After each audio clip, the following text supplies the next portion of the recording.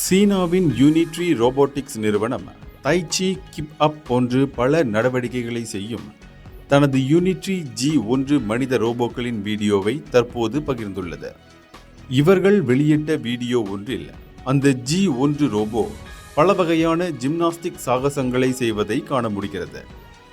மிக முக்கியமாக இதன் முன்னோடியான யூனிட்ரி H1 ரோபோ 2024ஆம் ஆண்டு மார்ச் மாதம் மேற்கொண்ட பேக் ஃபிளிப் சாகசத்தை காட்டிலும் தற்போதுள்ள G1 ரோபோ மேற்கொண்டுள்ள சைட் ஃபிளிப் சாகசம் மிகவும் கடினமான ஒன்று என்று ஆராய்ச்சியாளர்கள் கூறுகின்றனர்.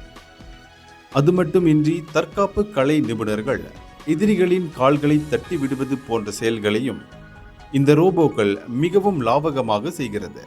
பார்ப்பதற்கே மிகவும் ஆச்சரியமாக இருக்கும் இந்த ரோபோக்களின் சாகசங்கள், செயற்கை நுண்ணறிவு AIயின் வளர்ச்சி போன்றவை எதிர்காலத்தில் மனித ரோபோக்கள் மனிதர்களை அடிமைப்படுத்தி விடுமோ என்ற எண்ணம் உண்மையாகத்தான் இருக்க வேண்டும் என்று தோன்றுகிறது. இதய குரல் மக்களோசை.